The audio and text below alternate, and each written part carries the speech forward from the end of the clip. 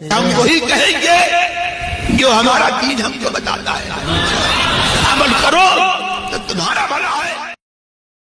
الحمدللہ رب العالمین والصلاة والسلام علی سید الانبیاء والمرسلین، اما بعد اعوذ باللہ من الشیطان الرجیم، بسم اللہ الرحمن الرحیم، ان اللہ وملائکتہ یصلون علی النبی یا ایہا الذین آمنوا صلوا علیہ وسلموا تسلیما، اللہم صل علی سیدنا وشفیعنا وحبیبنا ومولانا محمد وبارک وسلم صلاۃ وسلام علیک یا رسول اللہ صلی اللہ تعالی علیہ وسلم۔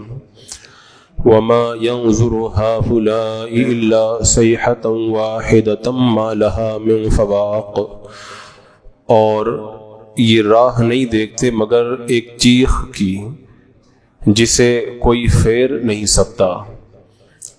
اس آیت میں کفار مکہ کی طرف اشارہ ہے جو میرے آقا صلی اللہ تعالی علیہ وسلم کی مکمل اور مسلسل تکذیب کر رہے تھے اور عذاب کے لیے صرف قیامت کے منتظر تھے، اور وہ یہ کہتے تھے کہ دنیا میں فوراً عذاب آ جائے تو ان سے کہا گیا کہ وما کان اللہ لیعذبہم وانت فیہم، اللہ کی یہ شان نہیں کہ وہ ان کو عذاب دے جس وقت محبوب ان کے درمیان موجود ہو۔ تو فرمایا گیا وہ راہ نہیں دیکھتے مگر ایک چیخ کی۔ یہاں پر چیخ سے مراد کیا ہے؟ تو فرمایا گیا چیخ سے مراد ہے سور پھونکا جانا، یعنی اب ان پر عذاب اس وقت ہوگا جب سور پھونکا جائے گا اور سب کافروں کو زندہ کر کے جہنم کی طرف ڈھکیل دیا جائے گا، اور یا پھر اس سے مراد پہلا والا سور ہے، تو یہ اسی چیخ کا انتظار کر رہے۔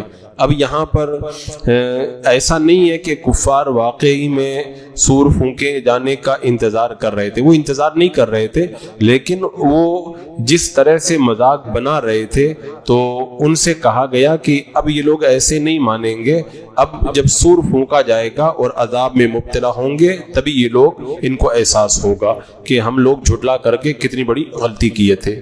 یہاں پہ جو فرمایا گیا ما لہا من فواق، جسے کوئی پھیر نہیں سکتا، یہ جو فواق کا لفظ ہے عربی زبان میں، فواق کا مطلب ہوتا ہے دودھ دونے والا۔ ایک مرتبہ جب دودھ دو لیتا ہے پھر بچے کے پینے کے لیے دودھ دونا چھوڑ دیتا ہے، تو یہ جو درمیان میں جو وقفہ ہوتا ہے اس کو کہتے ہیں فواق۔ تو مطلب اس کا کیا ہوا آیت کریمہ کا؟ حضرت ابو ہریرہ رضی اللہ تعالیٰ عنہ بیان کرتے ہیں اللہ کے رسول علیہ الصلوۃ والسلام کے صحابہ میں سے ایک شخص پہاڑوں کی طرف گھاٹیوں میں سے گزرے جس میں میٹھے پانی کا چھوٹا سا چشمہ تھا، اس پانی کی لذت کی وجہ سے ان کو وہ چشمہ اچھا لگا۔ انہوں نے دل میں کہا کاش میں لوگوں کے درمیان سے نکل جاؤں اور اسی گھاٹی میں رہوں، میں رسول اللہ صلی اللہ علیہ وسلم سے اجازت لیے بغیر ایسا نہیں کر سکتا۔ پھر وہ میرے آقا علیہ الصلوۃ والسلام کی بارگاہ میں آئے اور آ کر کے انہوں نے ذکر کیا تو میرے آقا علیہ الصلوۃ والسلام نے ارشاد فرمایا تم ایسا نہ کرو، کیونکہ تم میں سے کسی ایک شخص کا اللہ کی راہ میں ٹھہرنا اپنے گھر میں 70 سال نماز پڑھنے سے افضل ہے۔ کیا تم یہ نہیں چاہتے کہ اللہ تم کو معاف کر دے، تم کو جنت میں داخل کر دے؟ اللہ کی راہ میں تم جہاد کرو۔ جس شخص نے اونٹنی کے فواق کے برابر بھی اللہ کی راہ میں قتال کیا اس کے لیے جنت واجب ہو جائے گی۔ تو اس حدیث پاک میں آیا لفظ فواق، فرمایا جس شخص نے اونٹنی کے فواق کے برابر بھی، تو فواق کا مطلب ہو گیا دودھ دونے کا وقت۔ تو اللہ تعالیٰ نے یہاں پہ فرمایا کہ یہ لوگ راہ نہیں دیکھتے مگر ایک چیخ کی جسے کوئی پھیر نہیں سکتا، ما لا من فواق، یعنی بالکل کوئی مہلت پھر ان کے بعد میں ان کو نہیں ملے گی، اتنی بھی مہلت نہیں ملے گی کہ تھوڑی دیر کے لیے بھی ان کو کچھ وقت دے دیا جائے۔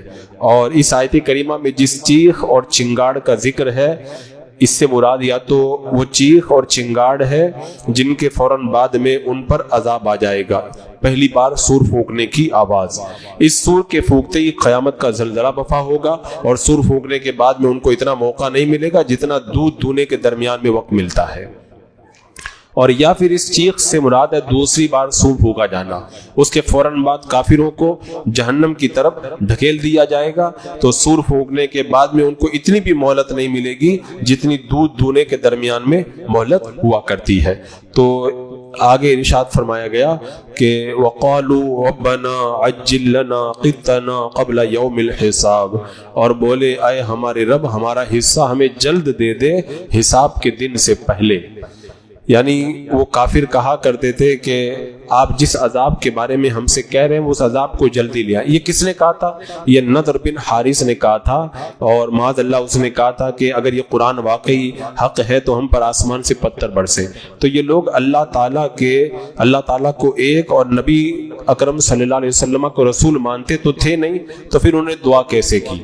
دعا کر رہے نا کہ وقالوا ربنا، اے ہمارے رب تو ہمیں عذاب جلدی دے دے، تو وہ تو مانتے ہی نہیں تھے، تو پھر دعا کیسے کی؟ اصل میں یہ دعا نہیں کر رہا ہے بلکہ یہ مذاق بنا رہا ہے، یہ مذاق بنا رہا ہے۔ تو اسی کا ذکر اللہ تعالیٰ نے یہاں پر فرمایا، اور فرمایا گیا اس کا معنی یہ ہے کہ اے محبوب، یہ آپ کو جو بار بار کہہ رہے ہیں کہ عذاب ہم پر جلدی لے آؤ جلدی لے آؤ، محبوب آپ کیا کرو؟ اصبر علی ما یقولون، تم ان کی باتوں پر صبر کرو۔ وَاذْكُرْ عَبْدَنَا دَاؤُودَ ذَا الْأَيْدِ إِنَّهُ أَوَّابٌ، فرمایا ان کی باتوں پہ صبر کرو اور ہمارے بندے داؤد نعمتوں والے کو یاد کرو، إِنَّهُ أَوَّابٌ، بے شک وہ بڑا رجوع کرنے والا ہے۔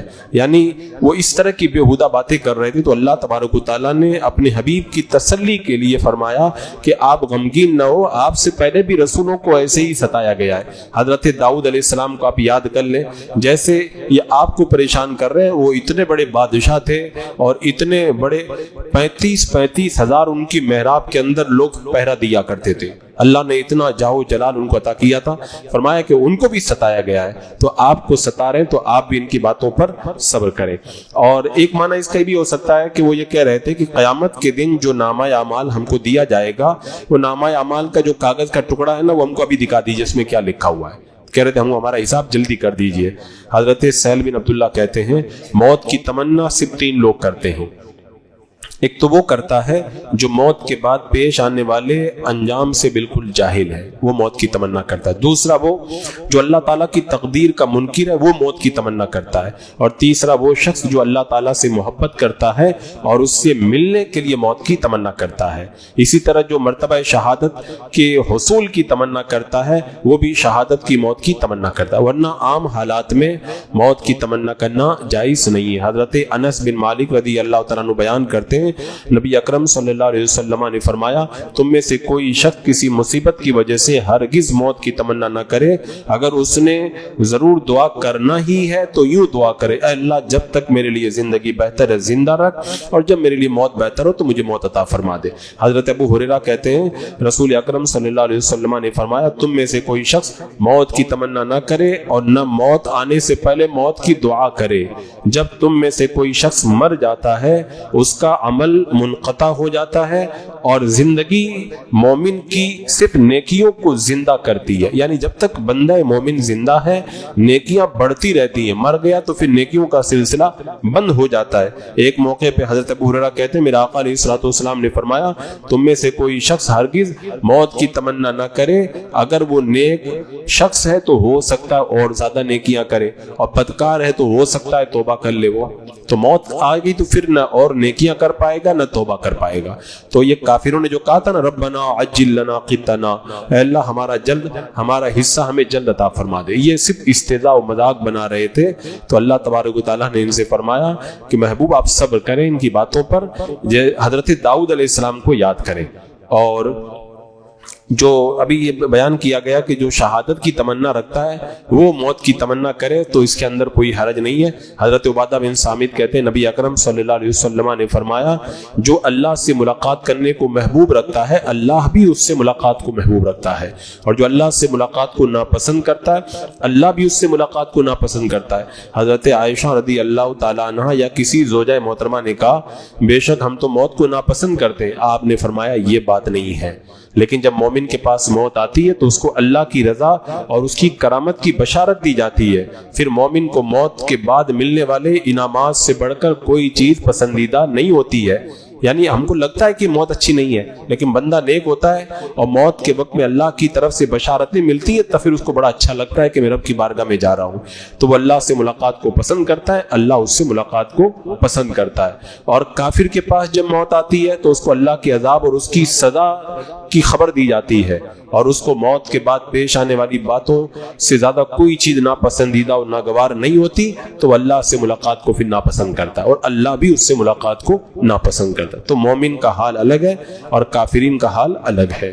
بہرحال محبوب علیہ الصلوۃ والسلام کو اتنا ستایا گیا۔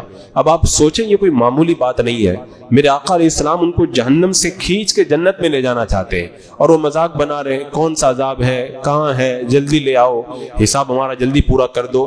تو اب آدمی جب کسی کے لیے بھلائی چاہتا ہے اور پھر سامنے والا بھلائی قبول بھی نہ کرے اور سامنے والے کا مذاق بنانے لگ جائے تو کیا کیفیت ہوتی ہے۔ اللہ تبارک و تعالیٰ نے ایسے موقع پہ اپنے حبیب کی تسلی کے لیے حضرت داؤد علیہ السلام کا واقعہ بیان فرمایا۔ حضرت داؤد علیہ السلام پہ جو انعام و اکرام ہوئے ان کو بیان فرمایا۔ کفار مکہ کی انکار اور ان کی معاندانہ باتوں کو سن کر جو رنج ہوا تھا، حضرت داؤد علیہ السلام کا ذکر کر کے اس رنج کو دور کیا گیا۔ گویا کہ فرمایا گیا یہ کفار اگر آپ کا انکار کر رہے تو اس سے پہلے بھی ایسا ہی ہوا ہے۔ حضرت داؤد علیہ السلام پر جو انعام تھے ان کا یہاں پر ذکر ہوا۔ پہلا انعام کیا بیان کیا گیا؟ ہمارے آقا صلی اللہ علیہ وسلم آخری نبی ہے، پھر بھی کہا جا رہا ہے داؤد علیہ السلام کو یاد کرو۔ اس سے یہ پتہ چلتا ہے کہ نیک لوگوں کو جب بندہ پڑھتا ہے، سنتا ہے، تو پھر اس کے غم بھی دور ہوتے ہیں اور اس کے اندر اور استقامت پیدا ہوتی ہے۔ ورنہ میرے آقا علیہ الصلوۃ والسلام سے زیادہ تو استقامت والا کائنات میں کوئی ہے بھی نہیں، لیکن اللہ نے اپنے محبوبین کا ذکر کیا تو فرمایا اللہ تعالیٰ نے حضرت داؤد علیہ السلام کے بارے میں ہمارے بندے داؤد کو یاد کرو۔ تو یوں تو تمام لوگ اللہ تعالیٰ کے بندے ہیں، لیکن کتنا بڑا کمال ہے، اللہ تعالیٰ کیا فرما رہا ہے؟ ہمارے بندے داؤد کو، اللہ خود حضرت داؤد علیہ السلام کو اپنا بندہ کہہ رہا ہے، تو اس کے اندر کتنا لطف ہے اور کتنا مزہ ہے، اس کو وہی بندہ محسوس کر سکتا ہے جس کو یہ بشارت دی جائے۔ جیسے اللہ نے معراج کی رات اپنے حبیب کے بارے میں فرمایا سبحان الذی اسریٰ بعبدہ، پاک ہے وہ جو رات ہی کو اپنے بندے کو لے گئے۔ اللہ نے اپنے حبیب کو اپنا بندہ کہا۔ رسول اللہ صلی اللہ تعالیٰ علیہ وسلم کو اللہ تعالیٰ فرماتا ہے یہ ہمارے بندے ہیں، اور خود فرماتا ہے میں ان کا رب ہوں، فلا وربک، اے محبوب آپ کے رب کی قسم۔ یہ ہے شان محبوبیت۔ بہرحال فرمایا گیا حضرت داؤد علیہ السلام ذل ایدی، ذل ایدی یعنی وہ حضرت داؤد علیہ السلام کے بارے میں فرمایا نعمتوں والے تھے، یعنی کتنی نعمتیں اللہ نے عطا فرمائی ان کو، اللہ نے اتنی طاقت عطا فرمائی، اتنی طاقت عطا فرمائی کہ حضرت داؤد علیہ السلام کی قوت بے مثال تھی۔ حضرت عبداللہ بن عمر رضی اللہ تعالیٰ عنہ کہتے ہیں میں نے اللہ کے رسول علیہ السلام سے سنا اللہ تعالیٰ کے نزدیک سب سے زیادہ پسندیدہ حضرت داؤد علیہ السلام کے روزے ہیں۔ وہ ایک دن روزہ رکھتے تھے، ایک دن افطار کرتے تھے، اور سب سے زیادہ پسندیدہ حضرت داؤد علیہ السلام کی نماز ہے۔ وہ آدھی رات تک سوتے تھے، پھر تہائی رات تک نماز پڑھتے تھے، پھر رات کے بقیہ چھٹے حصے میں سوتے تھے۔ تو اس طرح سے وہ اپنی رات کو عبادت اور آرام دونوں کے اندر گزارا کرتے تھے۔ پھر دوسری فضیلت انہ اواب، وہ بڑے رجوع لانے والے ہیں، یعنی اللہ تعالیٰ کی طرف بہت رجوع لانے والے، تمام کاموں میں اللہ تعالیٰ ہی کی طرف رجوع لاتے ہیں۔ اس کے بعد میں فرمایا اِنَّا سَخَّرْنَا الْجِبَالَ مَعَهُ يُسَبِّحْنَ بِالْعَشِيِّ وَالْإِشْرَاقِ، بے شک ہم نے اس کے ساتھ پہاڑ مسخر فرما دیے کہ تسبیح کرتے شام کو اور سورج چمکتے۔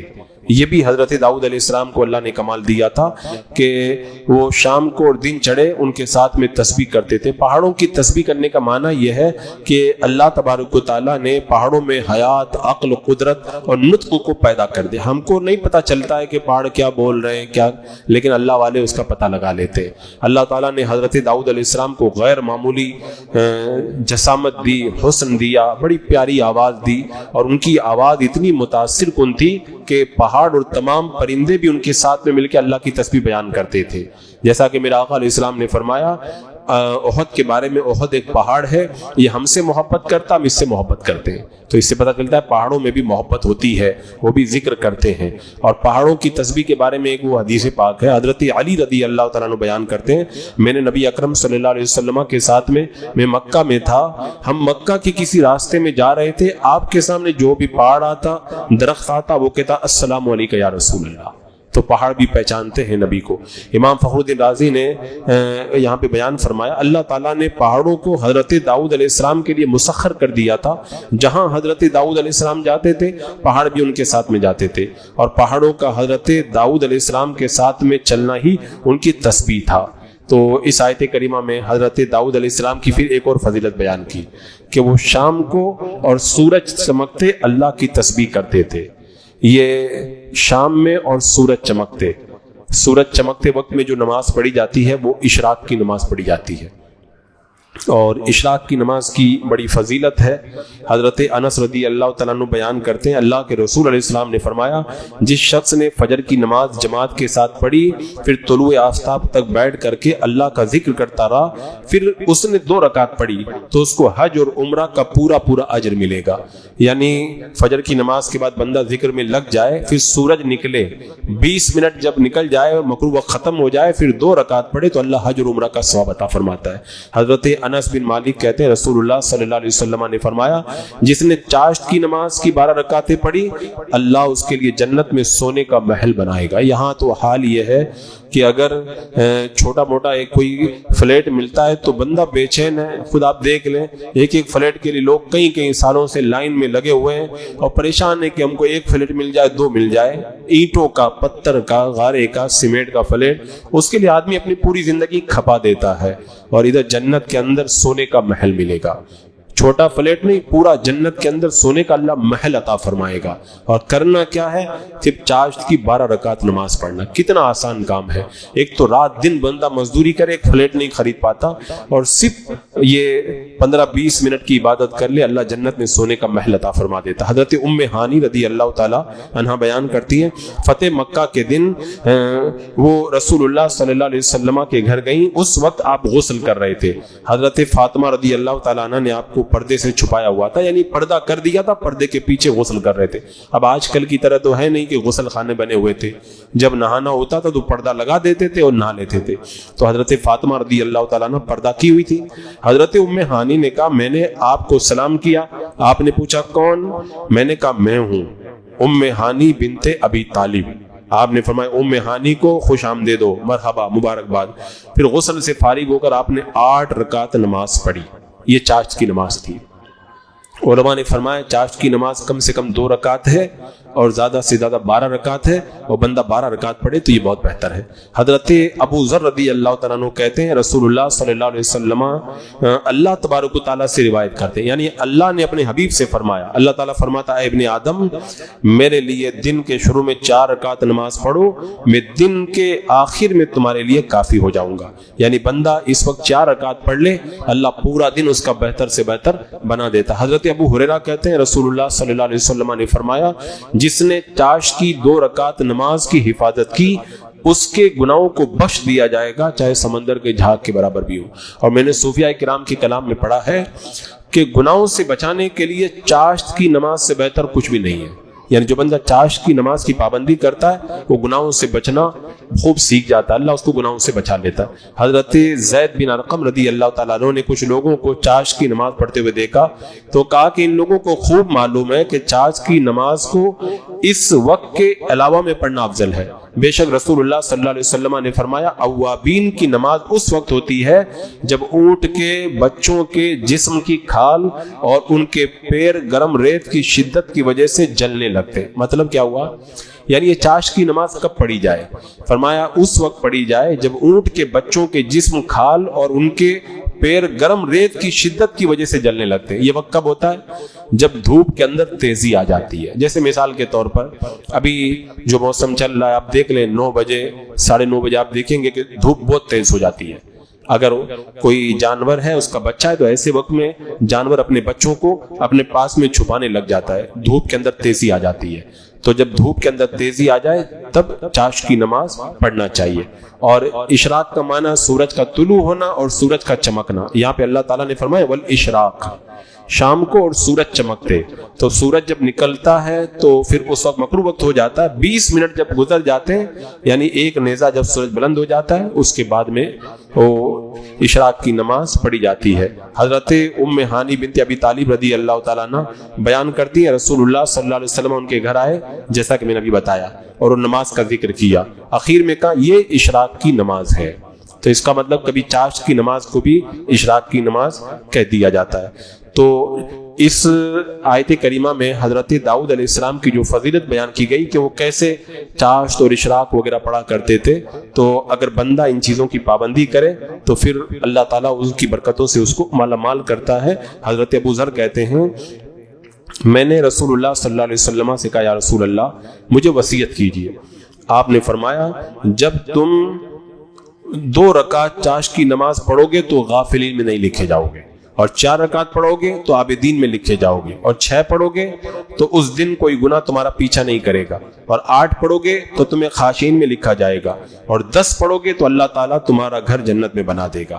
تو 10 بلکہ 12 تک کی روایتیں آئی ہیں، لہذا 12 رکعت کا یہاں پر بندے کو معمول بنانا چاہیے۔ یہاں پہ جو یہ فرمایا گیا اِنَّا سَخَّرْنَا الْجِبَالَ، بے شک ہم نے ان کے ساتھ پہاڑ مسخر فرما دیے۔ تو پہاڑوں کا مسخر ہونا تو ابھی آپ نے دیکھا۔ پھر اگلی آیت کریمہ میں فرمایا گیا وَالطَّيْرَ مَحْشُورَةً كُلٌّ لَهُ أَوَّابٌ، اور پرندے جمع کیے ہوئے سب ان کے فرما بردار تھے۔ یعنی حضرت داؤد علیہ السلام کو اللہ تعالیٰ نے یہ طاقت دی تھی کہ پرندے بھی آپ کے لیے مسخر تھے، یہ آپ کی فضیلت ہے۔ سب ان کی طرف رجوع کرنے والے پہاڑ اور پرندے حضرت داؤد علیہ السلام کے پاس میں آتے تھے۔ حضرت داؤد علیہ السلام جب تسبیح کرتے تھے تو پہاڑ اور پرندے بھی تسبیح کرتے، اور یہاں تک فرمایا گیا کہ کتنے پرندے تو آپ کی آواز کی لذت سن کر کے جھومنے لگ جاتے تھے، اور پرندے ان کی آواز سنتے تو سر میں سر ملا کر کے وہ بھی اللہ کی تسبیح بیان کرنا شروع کر دیا کرتے تھے۔ تو یہ حضرت داؤد علیہ السلام کی فضیلتوں کا ذکر چل رہا ہے، ابھی کچھ اور بھی فضیلتیں آ رہی ہیں۔ یعنی اللہ کے حبیب کے دل کو جو رنج ہوا تھا حضرت داؤد علیہ السلام کا ذکر کر کے اللہ نے اس رنج کو دور فرمایا کہ ہم نے ان کو یہ سب دیا، اس کے باوجود بھی لوگ ان کو ستاتے تھے، لہذا محبوب آپ ان کی باتوں پر صبر کرو۔ بسم اللہ الرحمن الرحیم، اللہم صلی علی سیدنا مولانا محمد وبارک وسلم، صلاۃ و سلام علیک یا رسول اللہ، یا اللہ یا رحمان یا رحیم العالمین۔ اپنے محبوبین کے صدقے میں اعمال صالحہ کی توفیق عطا فرما، اللہ گناہوں سے ہمارے دلوں میں نفرتیں پیدا فرما، اللہ اعمال صالحہ کا جذبہ ہمارے دلوں میں خوب خوب عطا فرما، عالم اسلام میں مسلمانوں کی خیر فرما، بالخصوص غزہ فلسطین کے مظلومین کی مدد فرما، اسرائیل اور اس کے ہم نوا تمام ظالموں کے اوپر اپنا عذاب نازل فرما، سب کو نیست و نابود فرما دے۔ ربنا تقبل منا انك انت السميع العليم وتب علينا انك انت التواب الرحيم، ان الله وملائكته يصلون على النبي يا ايها الذين امنوا صلوا عليه وسلموا تسليما، اللهم صل على سيدنا وشفيعنا وحبيبنا مولانا محمد وبارك وسلم، صلاة وسلام عليك يا رسول الله، سبحان ربك رب العزة عما يصفون، وسلام على المرسلين والحمد لله۔